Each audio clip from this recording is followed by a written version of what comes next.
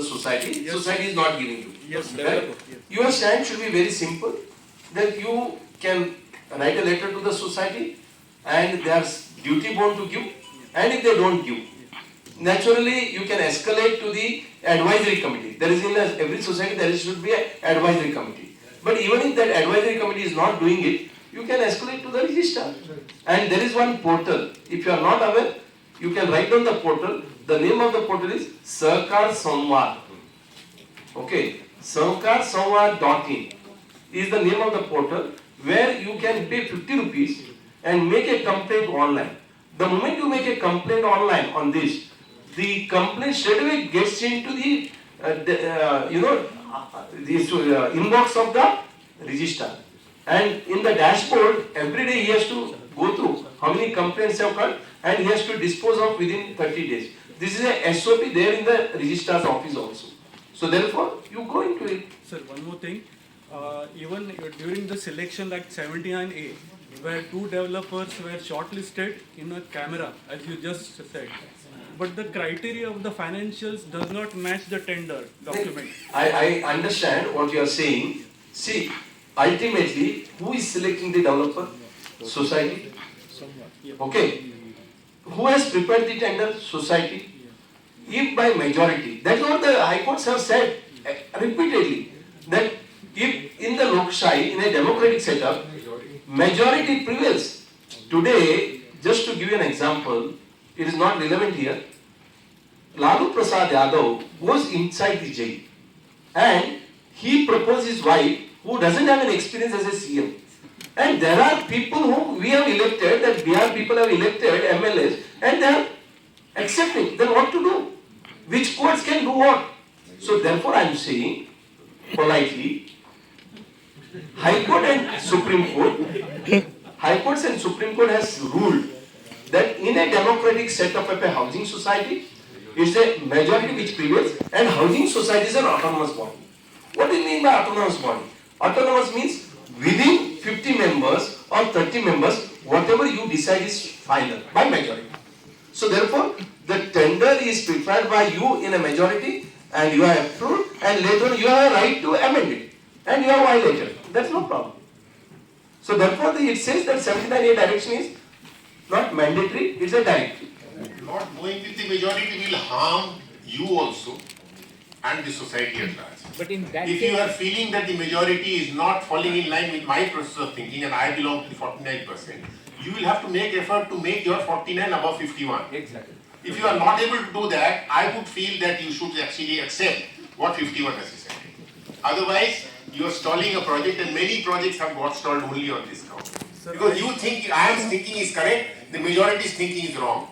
Nature. Sir, I accept what you say, but down the line, after 2 years, if that project is not financially viable with the developer, we should not get stuck after 2 years, because I am telling you, there is no commitment or even a mention of word in how many years that particular project will be completed.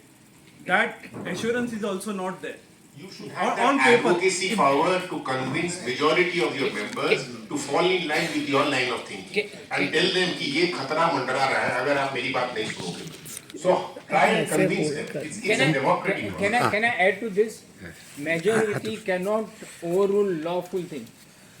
If you feel that it is a lawful, then you can challenge it to court and you can do it. That's always. Correct?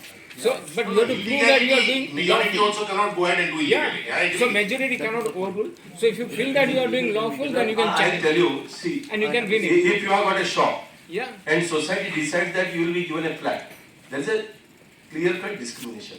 If everybody is given 35% and you are given 20%, there is a discrimination. If this type of things are done, where minorities are made a scapegoat and rather suppressed, in that case, discrimination is done. You have the right. Otherwise, you have to go with the collective wisdom. The judgment of the High Courts and Supreme Court, we will not interfere in the collective wisdom of the general body. If there is no wisdom, No, whether there is a wisdom or not, they call it as a collective wisdom. sir, Yeah, 1 minute. हाँ ये side से पकड़ना side से ऐसे Installed अपना from finger 2008. This project was started in 2008. Now it's Redevelopment. no. It's a new project, and 50% of the building is completed. That is 3 towers. In main on SP Road of Jogeshwari West, Meridian Height is the building name, and this project gets revalidation of RERA continuously. Like again, you have given 2014. Like हर साल नया आपका extension मिलता है और वो एक timeline frame में कब आएगा, कैसे होगा प्रोजेक्ट? नहीं, ऐसा था कि जब 2017 में रेरा आया तब ऐसे सारे प्रोजेक्ट्स जो उसके पहले के थे लेकिन कंप्लीट नहीं हुए थे, उसने नियम बताया गया कि आप उसको जो है रजिस्टर करना पड़ेगा। आपका ये प्रोजेक्ट रजिस्टर हुआ है, अच्छी बात। उस रजिस्टर करते वक्त रेरा ने ये भी कहा कि उसका पुराना कोई भी कंप्लीशन डेट शायद हो, लेकिन चूंकि अभी 2017 में ये स्टिल इनकम्प्लीट है, he will get one opportunity to give a new date of completion. Okay? और रेरा कायदा में सेक्शन 6 में ये बताया गया कि वो जो डेट वो देगा, मान लीजिए वो 2020 देता है, उस 2020 के बाद जो है उसको 1 साल तक ज्यादा और एक्सटेंशन मिल सकता है। बीच में कोविड आया, कोविड के मॉरेटोरियम के चलते और 9 महीने बढ़ गए। इसके बावजूद और भी अगर वो नहीं कर पा रहा है तो उसमें एक नियम पहले था कि 51% से ज्यादा लोग डिसाइड करेंगे कि इस डेवलपर को और ज्यादा टाइम दिया जाए कि नहीं। क्यों?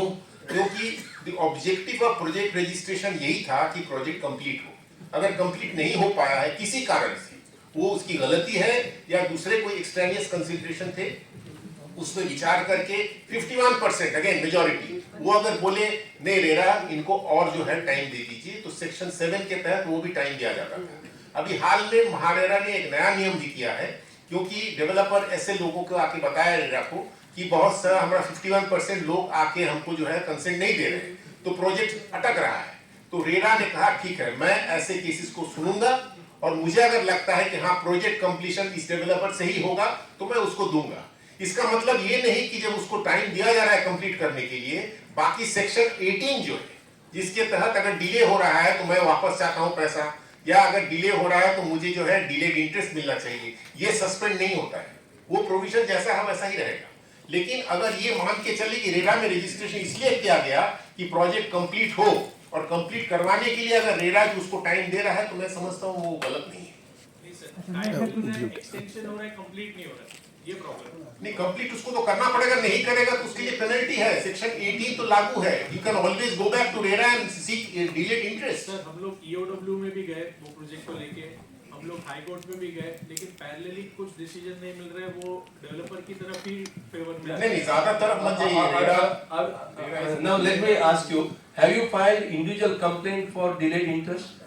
Sir, many of people have filed individual also, और collectively हमारा एक सोसाइटी फॉर्म होके भी हमने किया। ठीक, नहीं एग्रीड, सोसाइटी जो फॉर्म करके किया है that is for the completion of the project, और जो इंडिविजुअल कंप्लेंट यदि कई लोगों ने किया नहीं, आपको अभी तक पोजीशन नहीं मिला ना, आप इंडिविजुअल कंप्लेंट फाइल करिए, आपको आपका फेवर में इंटरेस्ट मिलेगा। यदि नहीं मिलता है तो उधर अपील है, अपील में जाइए और आपको 100% इंटरेस्ट मिलेगा, और उसके बाद वो बिल्डर के ऊपर प्रेशर बनेगा। अभी ऐसे बहुत सारा प्रोजेक्ट है and he can not get away.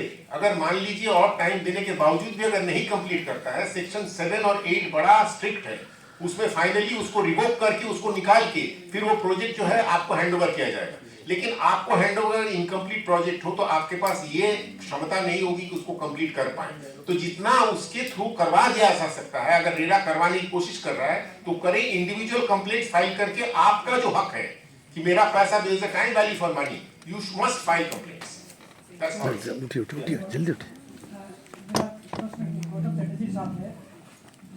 Developing agreement between the society and the developer, can we introduce a arbitration clause that if any dispute arises, it will be referred to the arbitration? Should be done. You must do it. We must do it. You must do it, and in fact, in spite of the arbitration clause, I think that these alternate dispute resolution mechanisms like conciliation, mediation, arbitration should always be the first where you should take any conflict, rather than rushing to a court of law. You should not do that. Sir, first of all, thank you to all of you for spreading so much awareness regarding redevelopment. My question is where we can check the list of redevelopment in portal, and as you know, government keeps on changing and falling. So the rules and regulations, the new government comes, they keep on changing the rules and regulations. That is then common people have to suffer a lot. And second thing, now it was in the news, CRSZ and flying zone is taken off from this 4 bungalow area and all. So how can we know how many floors we can build? Because the developer, whoever comes, they say you can build 18 floors, 20 floors. In a colony, 2 projects are lying. One got after 14 years and one still is pending. They are not getting the flats still here. So the common people suffer. And in portable, is there any section where we can complain if the builder doesn't complete there? And as Prabhu sir told, One Prabhu seminar sir, only for her. So many questions. Very difficult Prabhu to sir answer. told very good point. Some buildings are very strong. I'm from Manish Nagar and Prabhu sir was an auditor in our building. So buildings are very strong yet. Because he audited. Not that. See, sir, still some old buildings are very strong. But a fear is created by the people, building gir jayegi. Recently, I think I got gist of your point. I'll hand over to him. one just small, sir. Recently, I just did plastering few places. Suddenly, I got a complaint. Madam, ये building गिर जाएगी. Who's responsible? I'm very positive. I told the old man because fear is being created in senior citizen, as sir told. Fear. Senior citizens are not ready to leave. So that fear should be removed. If a building is strong, our building doesn't have left 4 floors. Yeah. We No, can understood put- the question. Anyway, Yeah. I think the gist of your point, I'll hand over to the experts to Yeah. only 2 points I will say. That's it goes back to the point I mentioned, information asymmetry. Yes. अलग information ये करके डराना ये करना, this somewhere there has to be a portal where you will be able to on your own be able to see the information. And number 2 is I think governments by and large are welfare governments. And therefore, by and large, there is continuity in the policies. I don't think policies which change in the government changes suddenly. So by and large, there is continuity. But then there are exceptions also. Suddenly something comes up, the airport authority says, no, this is no-fly zone. Or the defense wala says, ki 500 meter piche chale jao. Such things also happen, but they are only exceptions, they are not the rule. So by and large, there is continuity in policy. By and large, there is information asymmetry, which in fact the portal I talked about should be able to remove. Then I'll ask these 2 people to answer your other I think you answered all the questions. Basically कैसे civil aviation NOCs वगैरह height restriction generally क्या होता है public का एक चीज आ जाता है कि वो चाहती है कि डेवलपर आए सिलेक्ट हो और वही सब काम करना चाहिए करके जनरली ये सब पॉलिसीज के लिए मीन सिविल एविएशन एनओसीज के लिए सोसाइटी एडवांस में अप्लाई कर सकती है एडवांस में they can get the height का मीन्स उनको कंफर्मेशन ले सकते हैं फिर whether that height can be आपको बॉम्बे से मिलता है अगर कभी कभी अपील करके आपको दिल्ली से भी मिलता है अगर हाँ नो फ्लाई जोन सडनली जो जनरेट किया गया डीएन नगर में तो उसके पहले की जो सिविलेशन हाइट्स वगैरह जो थे that ways I mean 57 metres वगैरह थे आज के तारीख में 28 मीटर्स 32 मीटर्स पे रिस्ट्रिक्ट हो गए तो ये क्या होता है कभी भी सोसाइटी रीडेवलपमेंट के लिए जा रही है तो क्या होता है ये जनरली स्टार्टिंग में society can get that done means ये वर्क करा के ले सकती है तो ये करके लेने के बाद यू कैन जस्ट असर्टेन के up to what height you are getting तो आपका बिल्डिंग रीडेवलपमेंट हो सकता है कि नहीं हो सकता है कि फिर next you have to wait for some other policies to come in to increase the heights वगैरह गवर्नमेंट कुछ नया लेकर आ रही है तो ये होगा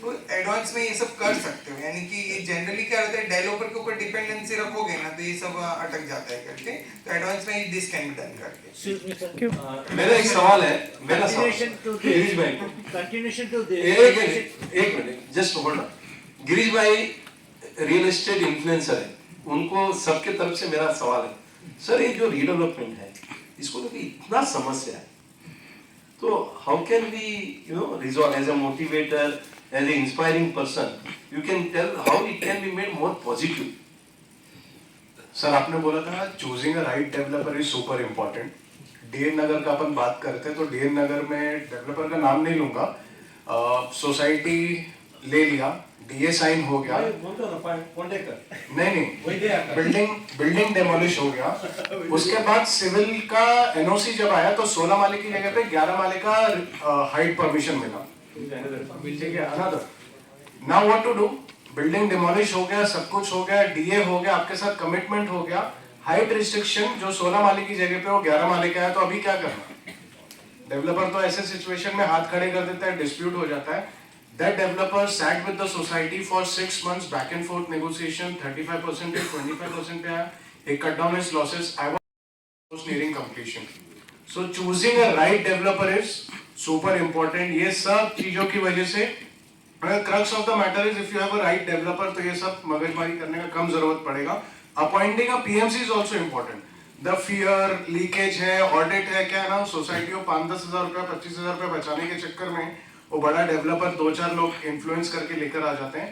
but having audit, building audit done, PMC done, feasibility report done at your and कि कितने माले का कंस्ट्रक्शन हो सकता है, आज का परमिशंस क्या अवेलेबल है, and then you would be in a better position to negotiate with the developer. Please share your social media handle. हमारे पास डेवलपर भी है इधर और he is vice president of builders association of India. तो sir सवाल ये है, how to select the good developer? Yes. Gautam Chatterjee sir already framed the system to how to select the How to fix the builder in a case. See, there is no very fixed rule. See, ultimately, whenever even we select a boy for our girl, so we always see what is his qualification, what he is doing up till now, how much he is in. So there is always a way to find out a developer's credential also. What work he has done in last 5 years, whether we can visit those people where he has worked, you can find out his credential, you can see his balance sheet, you can always see on the RERA website whether there are some other legal cases against him. So it is not that difficult, but generally what I have seen, cooperative societies, they keep themselves so much away from collecting this information. They don't take advice from a right PMC or I will say right project management consultant. And then they land up in appointing some wrong person.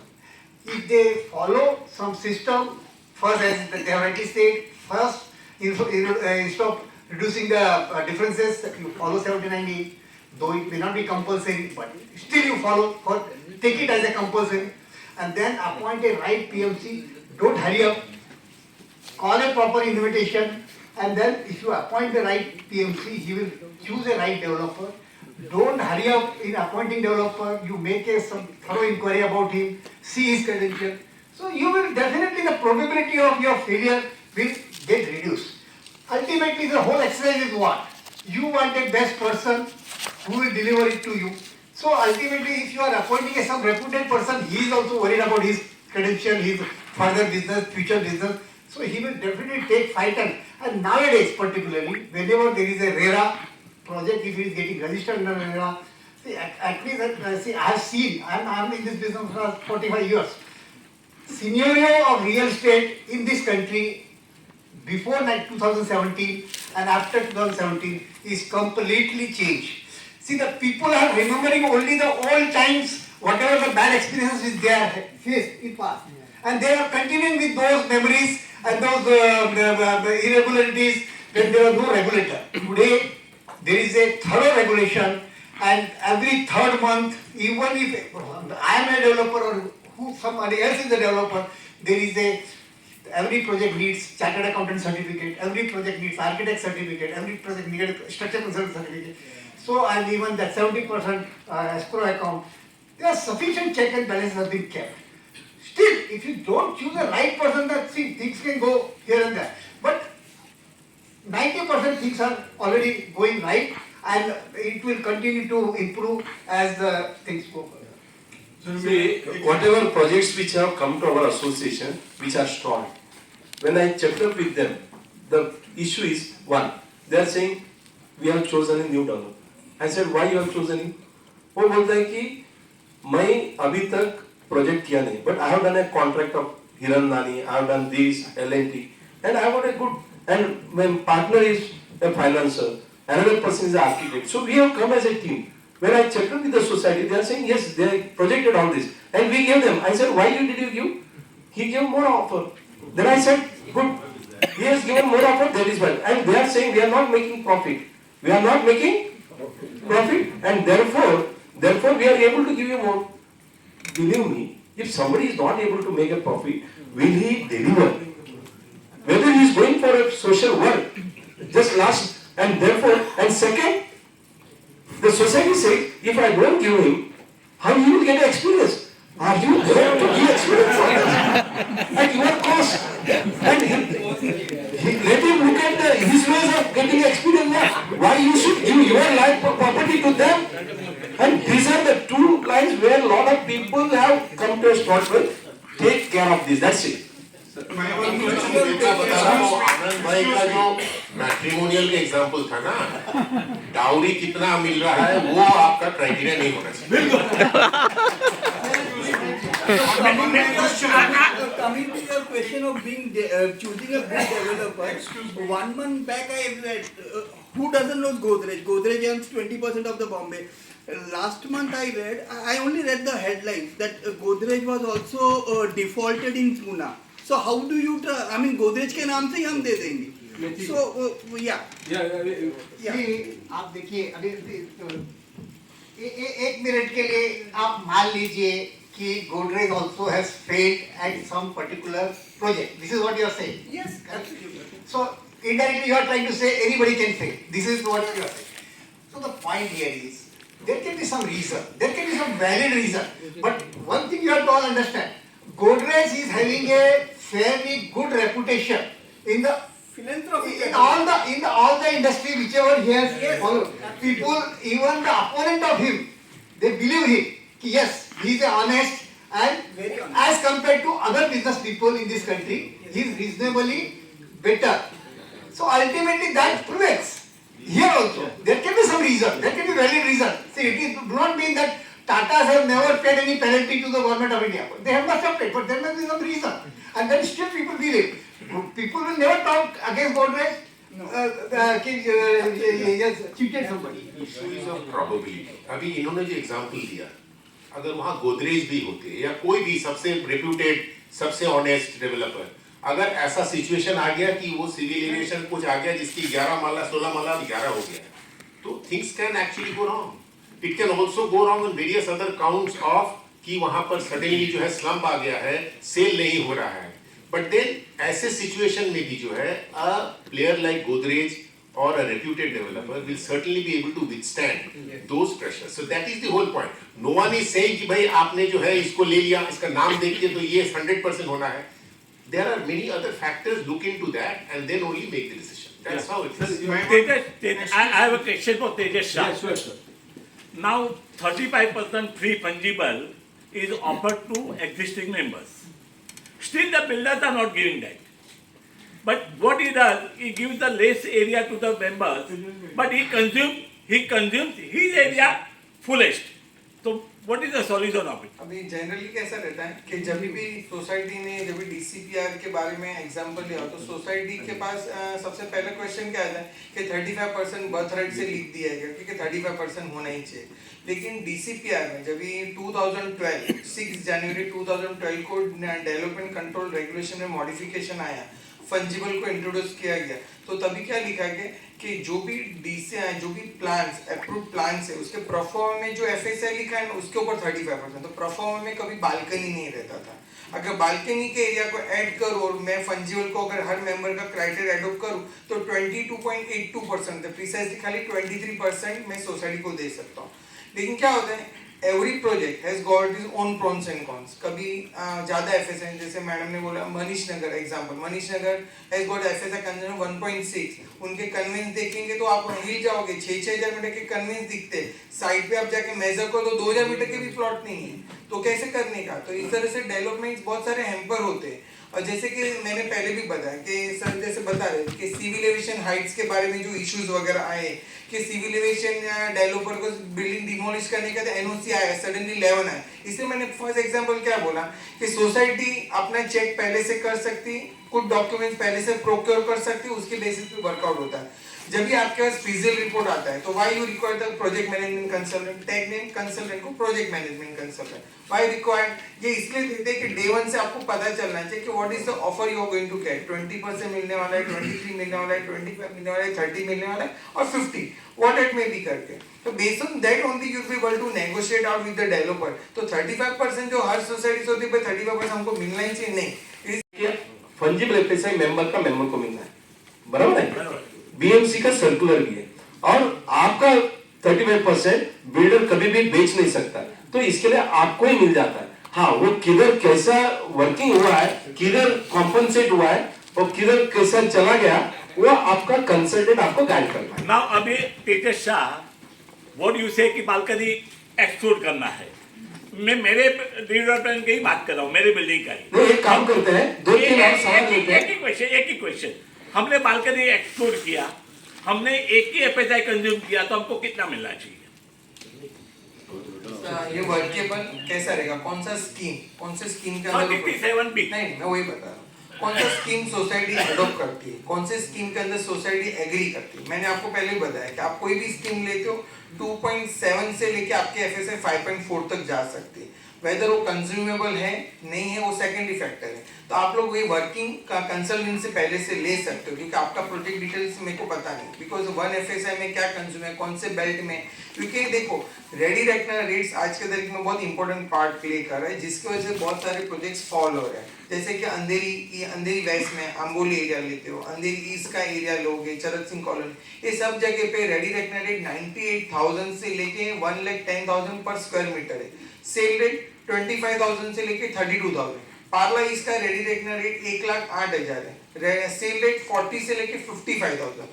अभी मैं road नेपेंसी road में road बनाऊं कि मैं दहीसर में road बनाऊं, government को तो क्या रहता है कि रोड के लिए कॉन्ट्रैक्टिंग देना है, लेकिन एवरी प्रीमियम डेवलपमेंट चार्जेस से जो भी पेमेंट प्रीमियम्स भरने, every premium is connected to ready reckoner rate से। तो आज के तारीख में प्रॉब्लम क्या हो रहा है कि रेडी रेक्टर रेट की वजह से बहुत जगह पे प्रोजेक्ट्स प्लस माइनस हो सकते हैं। तो आपका प्रोजेक्ट कौन से बेल्ट में, क्या सेल रेट है, कौन से बेसिस के ऊपर इसका वर्किंग बैठ सकता है, और कौन से स्कीम में आपका प्रोजेक्ट फंक्शनेबल होता है। क्योंकि मेरे पास बहुत सारे प्रोजेक्ट ऐसे आते हैं जो आज -10 से आते हैं, मेरे पास पार्ला इसमें प्रोजेक्ट एग्जांपल ले -10 से आया था, आज वो +50% हो, मैंने इसको ऑल टुगेदर डिफरेंट स्कीम में लेके and I was able to approve that project करके, from the developer prospect point of view, not from the society prospect point of view. तो हर टाइम हर स्कीम फंक्शनेबल, उसका डिपेंडेंसी लोकेशन के basis पे, working के बेसिस को हम आपको ऑफर दे सकते हैं, उसके बेसिस पे आपका कॉर्पोरेट ये जो प्रोजेक्ट है वो सांता क्रूज वेस्ट का है, अभी नहीं होगा बाद में। One question to Tejas bhai.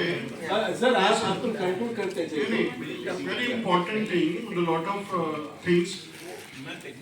जो feasibility report due diligence report का बहुत इंपॉर्टेंस है, जो काफी मायने नहीं रखता है, क्योंकि फिजिबिलिटी रिपोर्ट पे ही सोसाइटी रीडेवलपमेंट का पूरा दारोमदार है, आगे का वो फाउंडेशन है। परफेक्ट। तो जैसे आईएम बनाती, इंफॉर्मेशन मेमोरेंडम बनता है, उसके बाद में उसका टाइटल सर्टिफिकेट होता है और ड्यू डिलिजेंस होती है, और चौथा आता है उसका फिजिबिलिटी रिपोर्ट भी जो आप लोग बनाते हैं।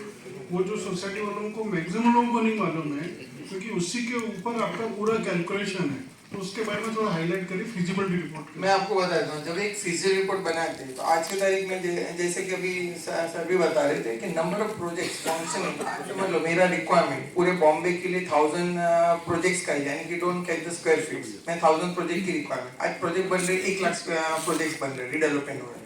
तो क्या होता है, हर प्रोजेक्ट्स का रिक्वायरमेंट, हर प्रोजेक्ट्स का टाइम फ्रेम, हर प्रोजेक्ट्स के लिए मेरा रिक्वायरमेंट, यानी कि आज है बायर्स मार्केट, बायर्स को बहुत सारे चॉइस मिल रहे हैं, लेकिन साइमल्टेनियसली ये भी देखना है कि हर प्रोजेक्ट जो रेट से मैंने सोचा वो उस रेट से नहीं सेल होता है। तो जब भी एक प्रोजेक्ट रिपोर्ट बनता है ना, तो उसको हम लोग कंजर्वेटिव रिपोर्ट बनाते हैं, यानी कि कंजर्वेटिव रिपोर्ट यानी कि बैलेंस मोड के ऊपर रहता है। ये डेवलपर के फेवर में भी नहीं रहता है, सोसाइटी के फेवर में भी नहीं रहता है, यानी दोनों मोड पे रहता है। अगर डेवलपर अर्न नहीं करेगा, आपको कुछ नहीं देने वाला। और ये जब भी हम लोग एक प्रोजेक्ट रिपोर्ट बनाते हैं ना, तो उसका टाइम फ्रेम ऑटोमेटिकली पता चल जाता है हम लोग को कि अभी 1000 मीटर का प्लॉट है तो हम लोग उसका टाइम फ्रेम 2.5 ईयर्स पकड़ते हैं, 5000 प्लस है तो हम लोग 3 ईयर्स, 3.5 ईयर्स, 4 ईयर्स पकड़ते हैं। लेकिन कुछ जगह पे मुझे कंपलसरी बेसमेंट लेके आना पड़ता है, 2-2, 3-3 लेवल, तो हम लोग सोच लेते हैं कि 1 साल जाने वाला हमारे बेसमेंट में। तो टाइम फ्रेम ये भी रहता है, हर जगह पे, हर स्कीम में, हर वर्किंग के टाइम हमको टाइम फ्रेम अलग वर्कआउट करना पड़ता है। इसलिए जब भी हम आप लोग को प्रोजेक्ट रिपोर्ट देते, उसके अंदर आपको कितना एडिशनल एरिया मिलेगा,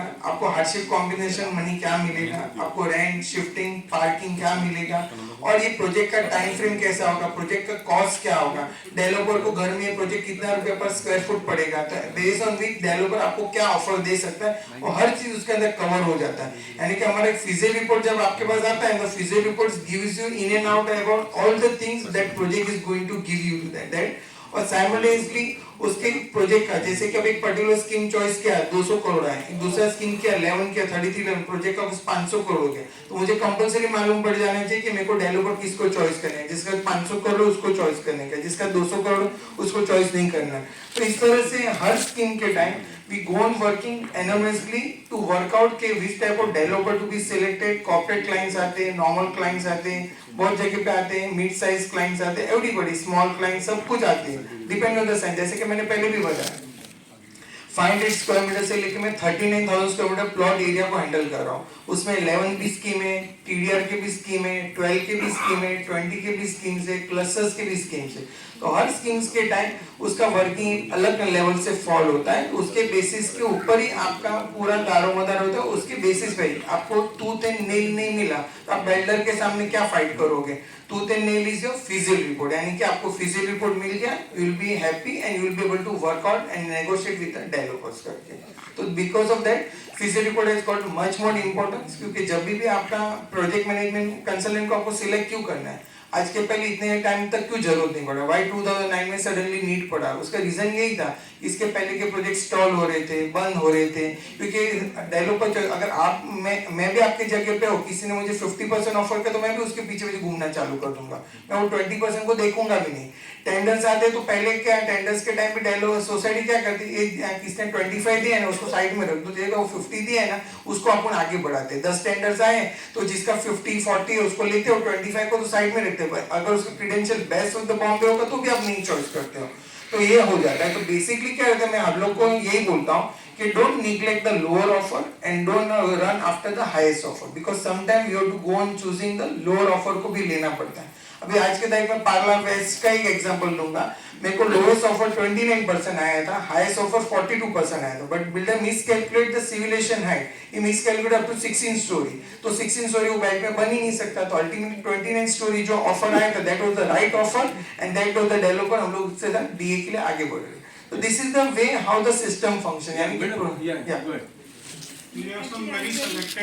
आपके महाराष्ट्र के प्रोजेक्ट्स के लिए LIG MIG को प्रोटा FSA मिलता है, बट जब ये प्रोटा FSA मिलता है वो मेंबर का प्रोटा FSA नहीं हो जाता, वो प्रोजेक्ट का प्रोटा FSA हो जाता है। हाँ, प्लॉट को मिल रहा है, आपकी FSA 8 हो रही है, 9 हो रही है, 10 हो रही है, वो आपके प्लॉट के ऊपर है, उसके बेसिस के ऊपर हर मेंबर को उसका परसेंटेज से ऑफर मिल सकता है। क्योंकि अभी ये मेरे पास बीच में भी आया था ये मैटर, तो मैंने हर एक जन को यही बताया था, ये मिक्स यूजर आप लोग यूज करते हो, यानी कि बहुत सारे सोसाइटीज जो TDR में बने हैं कि यानी कि कुछ LIG के मेंबर्स थे, MIG के मेंबर्स थे, उन लोग के ओरिजिनल 40 मेंबर्स थे, अनदर 40 मेंबर्स ऐड हो गए तो 80 हो गए, तो 40 मेंबर्स के बेसिस पे प्रोटा FSA होता है, तो हमको हमारा बेनिफिट मिलना चाहिए, बाकी 40 को भूल जाओ करके, ये बहुत जगह पे आता है। हम लोग तो एक ही एग्जांपल लेता हूँ, सबसे बेस्ट एग्जांपल लेता हूँ, एक प्लॉट के ऊपर 4 टाइप से 4 अलग अलग बिल्डिंग बने, एक बेस FSI में बना है, एक बिल्डिंग TDR में बना है, एक बिल्डिंग फंजिबल में बना है, एक गवर्नमेंट FSI में बना है, तो मैं ये बोलूंगा जो first building plot potential FSI में बना है उसी का प्लॉट के ऊपर राइट्स है, बाकी किसी का कोई राइट्स नहीं है। राइट्स तो हर एक चारों बिल्डिंग का है, every member has got equal percentage of right, the percentage will go on differing based on that. तो एक सोसाइटी में रीडेवलपमेंट करने के टाइम तो सर जो बता रहे थे कि किसी को मैं 20% दे रहा हूँ, किसी को 40 दे रहा हूँ, तो वो रॉन्ग है, मैं हर मेंबर को इक्वल परसेंट, अगर उसने 1000 फुट का फ्लैट लिया है, 2000 फुट का तो उसने पे करके लिया है ना, उसके लिए तो फ्री तो नहीं आया उसके पास, और जिसके 1000 फुट का है उसके पास भी वो फ्लैट एरिया है, every percentage based on that the carpenter will get the corpus rent shifting additionally.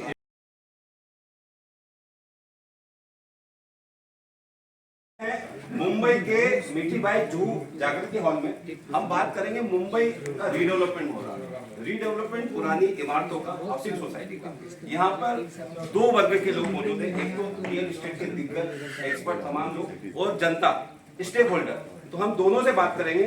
और अभी चर्चा गर्म है कि जैसे महारेरा होम बायर्स के लिए महारेरा है, ऐसे ही रियल एस्टेट पर क्या रियल एस्टेट पे जो रीडेवलपमेंट प्रोजेक्ट है मुंबई और महाराष्ट्र भर में लगभग 1.5 लाख हाउसिंग सोसाइटी होगी पूरी महाराष्ट्र भर में, और उनका सभी का लगभग रीडेवलपमेंट बना, तो उन रीडेवलपमेंट के लिए अलग से कुछ ऐसा मंच बनाया जाए, ऐसा काउंसिल बनाया जाए जिस पर तमाम एक्सपर्ट हो और उनको डेवलपर और जो पुराने टेनेंट है उनका निराकरण हो, उनकी समस्या हो। कुछ लोगों से हम जानेंगे और एक हाथ उठाकर बोलिएगा कि क्या इस तरह के रीडेवलपमेंट पर नया एक मंच आना चाहिए, काउंसिल आना चाहिए जो विन विन सिचुएशन हो पुराने टेनेंट की और डेवलपर की भी। क्या कहेंगे? यस, आना चाहिए। तो ये हुआ लोगों का कहना। हम जानेंगे एक सीनियर सिटीजन से। बताइए सर, क्या कहेंगे ये जो रीडेवलपमेंट पे मंच बन रहा है, क्या कहेंगे? मेरा मतलब है कि अभी जो प्रभु साहब ने बोला कि पार्टनरशिप का जो मेन इशू है वो पार्टनरशिप से ही काम करना चाहिए, developer as well as tenant और सोसाइटी। बिल्कुल। एक और है हमारे साथ, उनसे जानेंगे कि ये जो सर काउंसिल मतलब रीडेवलपमेंट का एक गठबंधन है डेवलपर और पुराने टेनेंट का, उस पर ऐसा मंच आना चाहिए जैसे वो ट्रांसपेरेंसी हो, पोर्टल के जरिए सब चीजें समस्या हल हो जाए। क्या कहेंगे इस बारे में? आज केवीपीडी स्कीम जो है हिट हुई है एविएशन रूल की वजह से, मिलिट्री रूल की वजह से, इसके लिए गवर्नमेंट क्या कर रही है? तो ये इस तरह के रीडेवलपमेंट के लिए तो मंच आना चाहिए जो प्लेटफॉर्म बने आप लोगों का, ये पूछ रहा हूँ। सोसाइटी गई है रीडेवलपमेंट में, ऐसा मंच स्टेक होल्डर्स काउंसिल बनेगा तो क्या लोगों की समस्या हल होगी?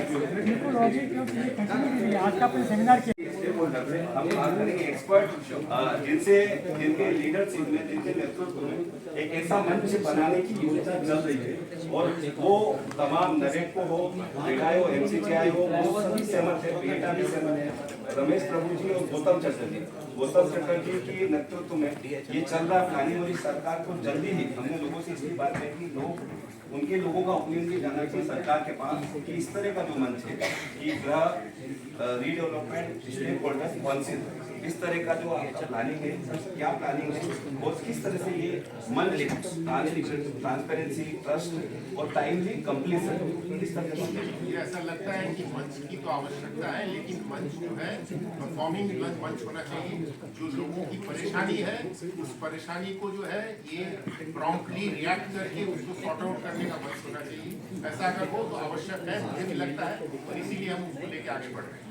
ट्रांसपेरेंसी आएगी, ट्रस्ट फैक्टर बढ़ेगा और टाइमली कंप्लीशन। ये पोर्टल किस तरह का होगा और कैसे लोग ऑनलाइन जाकर, लोग बीएमसी हो, डेवलपर्स हो, जो टेनेंट पुराने वो लोग को राहत मिलेगी, फैसिलिटी मिलेगी? एसेंशियली पोर्टल होगा। सबसे पहला तो उसमें इंफॉर्मेशन सबको लोगों को दिया जाएगा सरल भाषा में, ताकि सारे सोसाइटी के मेंबर जो सर्विस टेकर्स हैं उनको एक जगह पर सारा इंफॉर्मेशन मिल पाए। उसके बाद जब वो रिडेवलपमेंट के विचार से आगे बढ़ते हैं तो उनको जिन लोगों से सर्विस चाहिए, जो प्रोफेशनल से, उसकी इंफॉर्मेशन अगर वहाँ पर हो तो उनको सिलेक्शन आसान होगा।